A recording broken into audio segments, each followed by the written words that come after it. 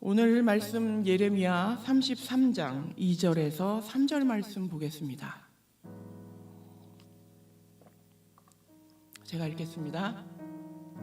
이를 행하시는 여호와, 그것을 만들어 성취하시는 여호와, 그의 이름을 여호와라 하는 이가 이와 같이 이르시도다.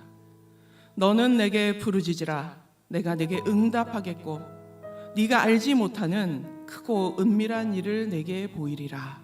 아멘. 오늘 이 말씀을 쓴 예레미야는 구약의 선지자입니다. 그 당시에 북쪽의 이스라엘은 아수르라고 하는 나라에 이미 멸망하였고 간신히 살아남았던 그 남유다에서 이제 예언자로 사역을 하면서 풍전등화와 같은 그런 상황에 놓여 있었습니다. 오늘 읽었던 2절 그 앞부분에 33장 1절에 보면 예레미야는 자신의 상황도 그렇게 좋지 않은 상황이었습니다. 나라였던 남유다의 상황만 좋지 않은 게 아니라 본인의 상황도 상당히 어려운 것을 볼 수 있습니다. 33장 1절에 예레미야가 아직 시위대 뜰에 갇혀 있을 때 여호와의 말씀이 그에게 두 번째로 임하니라, 이렇게 되어 있습니다. 시위대 뜰 안에 갇혀 있을 때 개인적으로도 억압받고 핍박받는 그 상황 가운데 하나님의 말씀이 임하셨는데, 놀랍게도 그 나라는 망하기 일보 직전이고 예레미야도 이제 얽매여 있는 그런 상황 속에서 하나님께서 기대와 소망에 대하여서 이야기하고 계시다는 겁니다. 우리도 어쩌면 국가적으로 세계적으로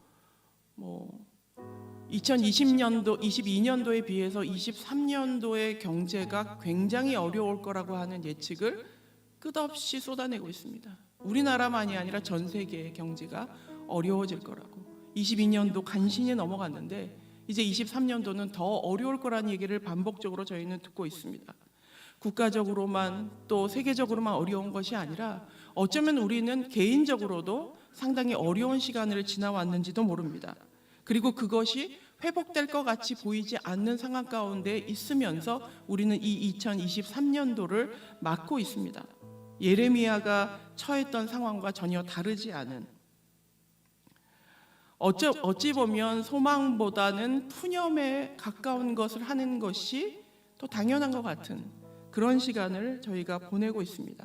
그런데 이 상황 가운데 하나님이 주시는 그 기대감과 소망의 말씀이 곧 우리에게도 동일하게 적용되리라고 생각을 하면서 오늘 이 말씀을 나누고 싶습니다. 오늘 이 말씀 가운데 저는 한 3가지 정도 여러분과 이야기를 나누고 싶은데요. 그 첫 번째가 결국 일을 성취하시는 분은 하나님이시라는 겁니다. 그 일을 완성해 가시는 분은 하나님이시라는 겁니다. 하나님의 도움 없이는 우리는 어떤 일도 마무리 지을 수가 없다는 겁니다. 2절 말씀에 일을 행하시는 여호와, 그것을 만들어 성취하시는 여호와, 그의 이름을 여호와라 하는 이가 이같이 말한다. 여러분의 삶 가운데, 저의 삶 가운데 만약에 그 어떤 것이 성취되었다면 그것은 아마 하나님이 하신 일일 겁니다. 어떤 일이 성취되지 않았다면 아직 하나님의 개입이 일어나지 않은 것일 겁니다.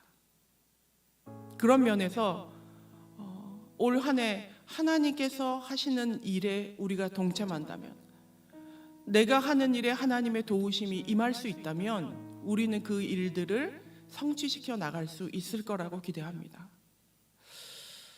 마지노선이라는 말이 있습니다. 이 마지노선의 사전적인 의미를 보면 더 이상 허용할 수 없는 마지막 한계선이라는 말입니다. 마지노 라인이라는 뜻이죠. 마지노선 할 때 마지노 선 이렇게 이해를 하면 되는데, 이 이름의 기원은 세계 1차 대전이 벌어질 때의 그 전쟁은 참호전이었습니다. 그러니까 기관총과 전차 공격을 막기 위해서 얼마나 참호를 잘 구축했는지, 얼마나 튼튼한 요새를 만들었는지가 그 전쟁의 승리를 좌우했던 게 1차 세계대전이었다면, 그 당시에 프랑스는 독일군의 대포를 막을 수 있으면서 견뎠던 것도 이 요새 덕분이었다라고 생각을 하게 됩니다.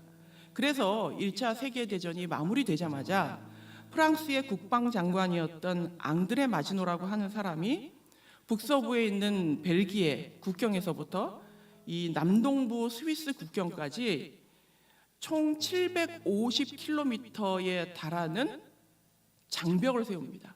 요새를 만드는 거예요.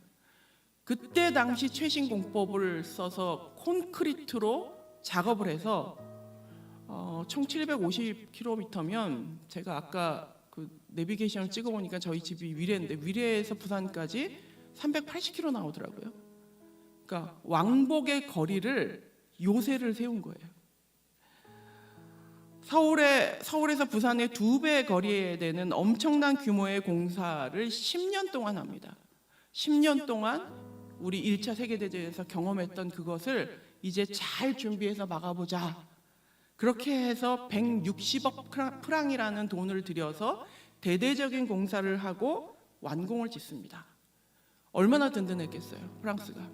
이제는 1차 세계대전 때처럼 우리는 침공받지 않을 거다라고 생각을 했는데 1940년 5월에 막상 2차 세계대전이 발발하면서 독일은 벨기에를 가로질러서 그 마지노 라인을 우회해서 쳐들어갑니다. 그 10년의 공이 아무 의미가 없어졌어요. 이 마지노 라인이라고 하는 것은 결국 무용지물이 됐어요. 160억 프랑을 들여서 750km가 되는 거리에 그 난공불락의 요새를 지었음에도 불구하고 한순간에 무용지물이 되었어요. 그래서 지금 우리가 마지노선이라는 말을 쓸 때에 최선의 노력을 해서 만들었던 최후의 방어선, 절대로 넘어서서는 안 되는 그 선이 넘겨져 버렸다는 거예요. 실패했다는 거예요. 무너져 버렸다는 거예요.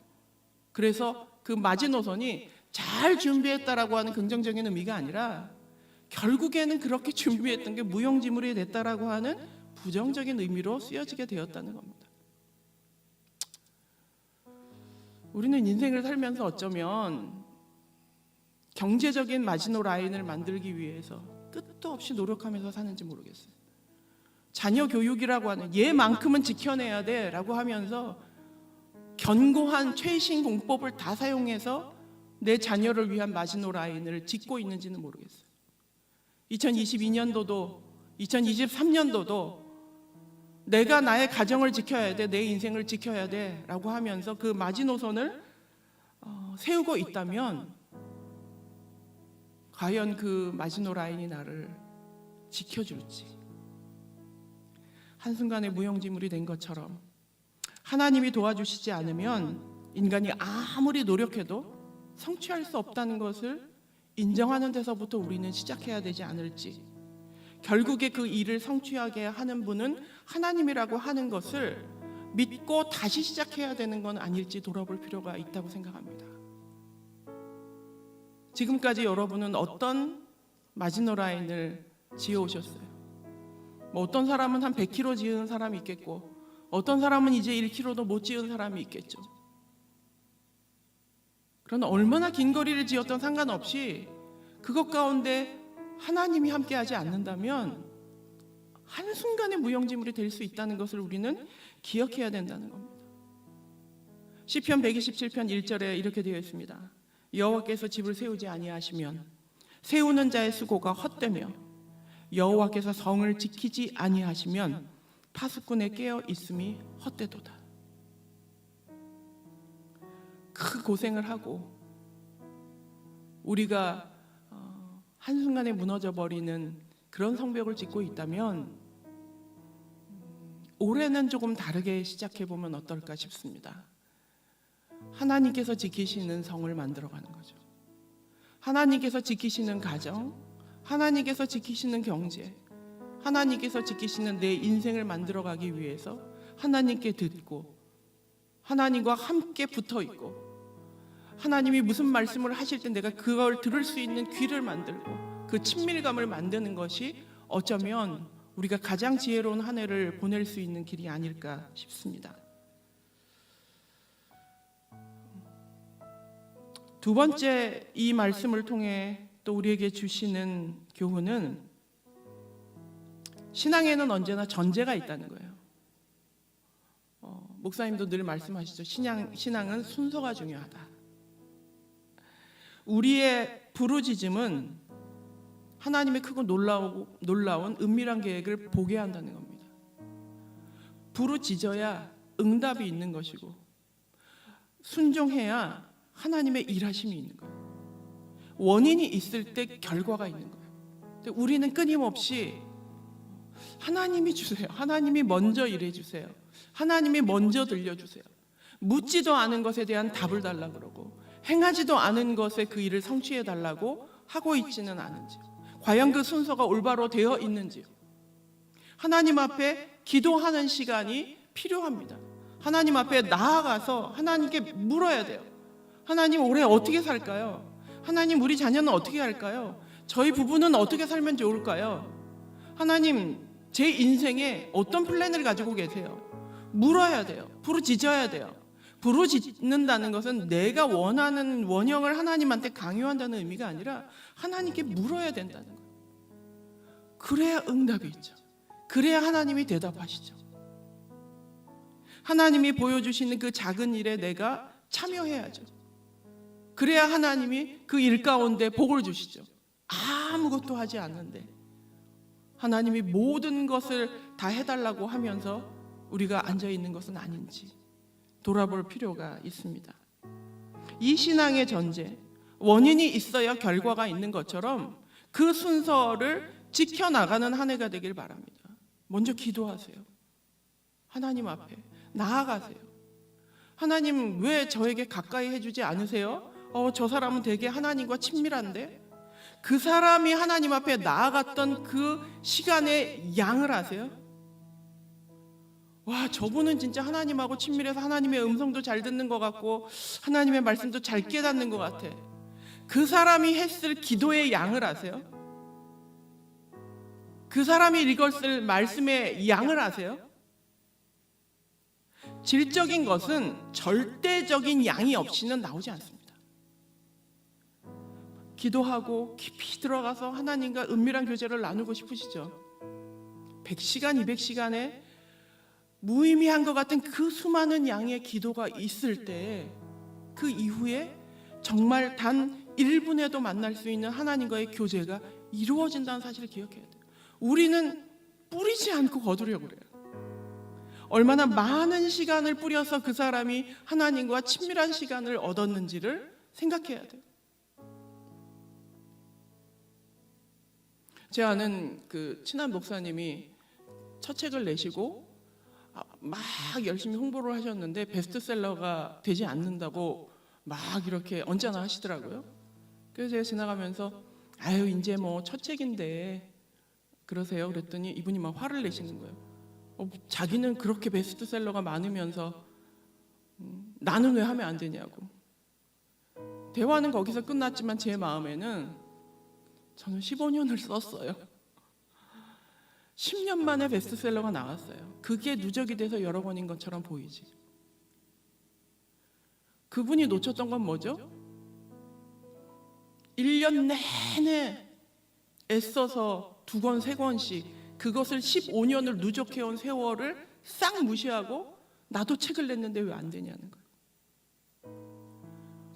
출판사에서 수많은 거절을 당하는데 굴하지 않고 할 수 있어, 할 수 있어 하면서 눈물 흘리면서 써왔던 그 엉덩이로 버텨왔던 책상의 그 시간을 완전 무시한 거예요. 올 한 해 하나님하고 친밀하기 원하시죠? 기도하기 원하시죠? 하나님께서 나를 인도해 주시기 원하시죠? 여러분의 기도의 양을 점검해 보세요. 조금 1시간 했는데 어떻게 하나님이 이렇게? 아니요. 100시간, 1000시간, 10,000시간, 내 일평생 하나님하고 친밀해질 때까지 도전하겠다.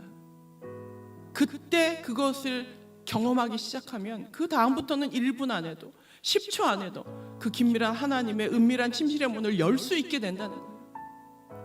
처음부터 침실의 문을 딱 열고 하나님과 들어가는 게 아니라는 겁니다. 물론 저는 지금도 좀 반성하고 있기는 하지만 정말 절박할 때는 밥 먹는 시간도 아까워서 초콜릿 사다 놓고 내 하늘을 뚫어버리겠다라는 마음을 가지고 하나님 앞에 나아갔던 적도 있고 참 미련하게 기도했던 적도 있어요. 얼마나 통곡하고 울었으면 저희 엄마가 문 두드리고 문을 막 열더라고요. 얘가 정신병 걸린 건 아닌가 그런 마음이 드셨나 봐요. 그런 수많은 시간들이 쌓여서 지금의 기도, 지금도 너무 부족하지만 그런 소원, 그런 만남, 그런 지혜의 요만큼을 얻어 나갈 수 있다는 거예요. 우리는 너무 돈에만 일확천금이 아니라 신앙에도 일확천금을 누리길 원해요. 그리고 시기하고 질투해요. 때로는 어리석게 기도할 때도 있어요. 때로는 하나님이 원하시지 않는 것들의 방법을 할 수도 있어요. 그러나 양이 쌓이다 보면 그걸 깨닫게 되는 거예요. 하나님을 만나서 이게 아니었구나. 또 조정해 나가고 조정해 나가고. 저는 여러분의 이 올 한 해가 하나님의 침실의 문을 열고 들어가 그분과 은밀한 정말 사랑하는 부부와 같은 그런 만남을 원한다면 저 이방인의 뜰에서부터 걸어 들어와야 될 거 아니에요. 그 양의 시간을 뚫어내시는 여러분들이 되기를 바랍니다.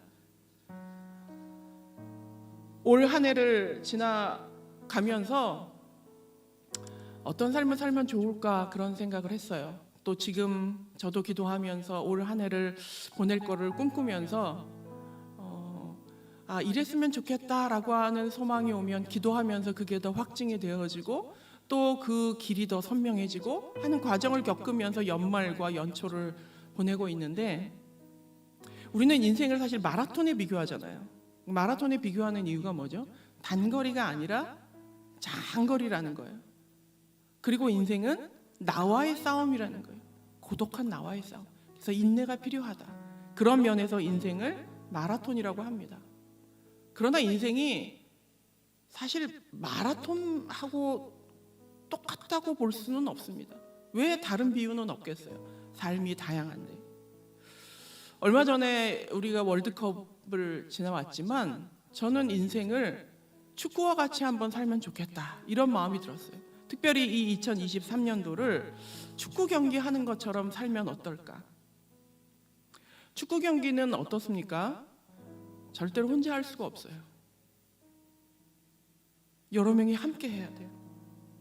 반드시 여러 사람이 패스를 거듭하고 방해 공작을 대신 또 막아주고 또 이렇게 어시스트를 해주고 잘 찰 수 있도록 도와주고 수십 번의 그런 패스와 도움을 통하여서 누군가가 골을 넣었을 때 그 골은 이미 그 사람의 골이 아니라 모두의 골이 되는 거예요. 그렇게 해서 한 골을 넣고 나서 모두가 그 사람에게 달려가고 모두가 감독에게 달려가서 환호합니다. 우리가 해냈다고. 이제까지 너무 마라톤이라고 생각하고 혼자만 고민하면서 인내의 시간, 고독의 시간이 인생이다라고 생각하면서 오셨다면 올 한 해는 좀 축구와 같이 살면 어떨까 싶습니다. 내가 한 팀원이 되어서 누군가를 돕고 패스하고 주고 받으면서 그것을 빌드업 해나가고 감독이신 하나님의 그 뜻을 받아서 이루어가면서 서로 격려하고 대신 또 적의 공격을 막아주고 또 내가 막아서기도 하고 하면서 누군가가 골을 넣을 수 있도록 어시스트 해주고 나에게 공이 오면 내가 헤딩해서 넣고 그리고 그것을 환호할 때 나 혼자 한 일이 아니라는 것을 모두가 아는 것처럼 그런 신앙생활, 그런 가정생활, 그런 직장생활을 하기 위해서 우리가 조금 마인드를 바꾸면 어떨까 싶어요. 그 박지성 선수가 어렸을 때 우리 그 2002년 월드컵에서 골 넣고 막 히딩크 감독에게 막 달려가잖아요. 뭐 스토리가 어떻게 됐던 간에 그 장면을 바라보면 그 기쁨, 그 감독의 기쁨이 어떻겠어요? 그 품에 안기는 골을 넣었던 당사자가 달려가는 이유는 뭐죠? 감독 덕분에 내가 넣을 수 있다는 거예요. 그 감독은 뭐라 그러죠? 네 덕분에 이 경기를 이길 수 있다는 거예요. 하나님하고 이렇게 으쌰으쌰 하면서 하나님 덕분에 제가 하나님의 말씀을 따랐더니 제가 한 골을 넣었어요. 우리 동료들과 함께 갔더니, 우리 가족들과 함께 갔더니 이런 열매를 맺었어요. 그때 감독은 선수들에게 영광을 돌리고 그 선수들은 감독에게 영광을 올려드리면서 서로 환호하면서 가는 한 해. 제가 오늘 말씀의 제목을 하나님과 환호하면서 가는 한 해라고 지었던 이유도 너무 비관적으로 혼자서 고독한 싸움을 하는 것처럼 그냥 늘 외롭고 인생은 마라톤이야 하면서 가는 것이 아니라 함께 가라고 주신 이 공동체와 서로 격려하고 위로하고 내가 꼭 공을 넣지 않아도 저 사람이 늘 수 있도록 도와주고 소리 질러 환호해주고 껴안아주고 머리를 쳐주고 잘했다고 장난치고 또 감독에게 달려가서 끌어안는 하나님과 그런 기쁨을 나누며 때로는 실패도 하죠. 자살골을 넣을 때도 있고 패스를 잘못해서 적들에게 다시 공을 줄 때도 있고 하지만 괜찮아 다시 한번 달려봐. 그런 마음으로 자녀들을 격려하고 부부가 격려하고 또 교회 안에서 하나님의 일을 할 때 그렇게 하고 나 자신을 향하여서 좀 응원하고 길을 모를 때는 감독을 바라보면서 어떤 지시를 주나 기대하는 눈으로 바라보면서 그 경기가 있는 동안 그들의 마음 가운데 그 축구를 즐기고 행복해하면서 하는 그런 모습으로 올 한 해를 살면 어떨까 하는 마음을 가집니다. 함께 하는 것은 꽤나 성경적인 일입니다. 인생을 너무 마라톤이라고만 보지 마시고 그래 우리 함께 가는 팀워크. 골키퍼는 평생 골을 못 넣겠죠. 골을 먹으면 자기 때문에 넣은 것 같은 자책을 하겠죠. 하지만 하나님이 나에게 그 골키퍼를 맡겼으면 그 일을 하는 거예요. 맨 앞에 있는 공격수가 골을 넣겠죠. 하지만 누군가는 수비를 해야 하는 거예요. 그 일을 하면서 그 한 골의 영광이 우리 모두의 것이 되는 것처럼 하나님 앞에 수도 없이 달려가서 하이파이브하고 또 갔다 올게요. 그리고 또 경기장에 나가서 일하다가 내가 이거 넣으려고 그랬는데 죄송해요 실수했어요. 그러면 하나님이 뭐라 그러시겠어요? 괜찮아 다시 해봐. 그러면 또 해볼게 하고 용기 내서 달려가고 하나님 경기가 어려워요. 경제가 어려워요. 올해 힘들 것 같아요. 그래서 숨어서 지낼게요. 이러지 않고 어렵지만 하나님 앞에 감사하며 나가볼게요. 인간의 본성은 감사한 일은 뒤로 던지고 불평스러운 일은 앞으로 던진다 그러더라고요. 감사한 건 뒤로 던지고 다 잊어버리고 눈에 안 보이는 거예요. 불평스러운 거, 원망스러운 거, 짜증나는 거 다 앞에다 놓고 너 때문에 안 됐어. 하나님이 내 길을 막으셔. 길이 막힌다 싶으면 여러분 기도하세요. 7시간이고 8시간이고 10시간이고 하나님 앞에 나아가세요. 하나님이 나와 함께 하지 않으면 나 안 나갈 거예요. 이런 결단의 마음을 가지고 그 기도에 양을 쌓아서 기어코네가 여호와의 침실에 들어가 그 은밀한 곳에 들어가 하나님과 참사랑을 나누겠습니다. 이런 마음으로 주님 기다리세요. 내가 올해는 피땀 흘려 돈을 벌기 위해서 씨를 뿌리는 것만이 아니라 영적인 씨를 많이 뿌려서 내가 기업고 하나님의 지혜를 얻겠습니다. 하나님과 동행하겠습니다. 하나님의 성취를 맛보겠습니다. 하나님과 내가 같은 방향으로 가는 그 길에 서겠습니다. 그리고 갈 때 저 혼자 안 갈게요. 데리고 갈게요, 같이. 그래서 격려하고 일으켜주면서 축구 경기 하는 것처럼 그리고 그 한 건 한 건의 그 작은 열매가 보일 때마다 하이파이브 하면서 기뻐하면서 그렇게 가겠습니다. 그런 고백을 하는 우리가 되기를 바랍니다. 함께 기도했으면 좋겠어요. 혹시 여러분의 계획 가운데 올해 마지노 라인을 세우는 걸로 가득 차 계시지 않습니까? 인생 살면서 내 삶을 방비하는 게 뭐가 나쁘겠어요. 하나님 없이 마지노 라인 세우지 마세요. 750km가 아니라 10,000km를 마지노 라인을 세워도 하나님이 없으면 한 방에 무너집니다. 하나님, 저는 가장이에요. 우리 가정을 돌봐야 돼요. 제가 이 성벽을 세울 때 하나님 같이 지켜주세요. 하나님의 뜻에 어긋나지 않는, 하나님이 원하시는 방향으로 이 성벽을 세워나갈게요. 그러면서 벽돌 하나하나를 쌓아 나가시는 23년도가 되길 바랍니다. 혹시 여러분 부르짖지 않고 기도의 양을 하나님 앞에 쏟지 않고 왜 나한테는 영감을 주시지 않지? 왜 나한테는 선명한 말씀을 주시지 않지? 그러시진 않으십니까? 모든 일엔 순서가 있어요. 신앙에도 순서가 있어요. 기도의 제단을 쌓으십시오. 하나님 앞에 무릎 꿇고 아무것도 안 들리고 벽에 서 있는 것 같아도 그 시간을 견뎌내세요. 그 기도의 양이 차는 어느 순간 그 휘장이 갈라지며 주님이 나에게로 확 다가오시는 그 영적인 날이 여러분에게 올 것입니다. 부르짖으십시오. 그러면 응답이 있을 겁니다. 하나님의 일에 먼저 나아가십시오.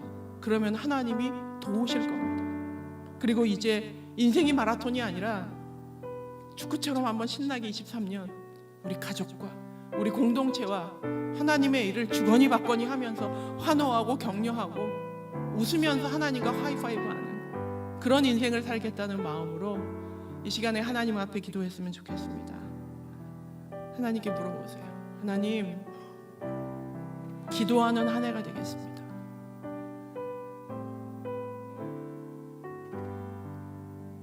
하나님께서 나를 만드실 때 나는 너의 입술에서 찬양을 듣고 싶다. 나에게 영광 올려드리는 그 말을 듣고 싶다. 나는 그거를 받기에 충분한 자격이 있을 만큼 너를 사랑했고 사랑하고 있다. 언제쯤 나만 바라볼 수 있겠니? 하나님께 집중하는 한 해, 기도하는 한 해, 하나님께 나아가는 한 해 되기 위해서 이 시간에 하나님께 기도하겠습니다.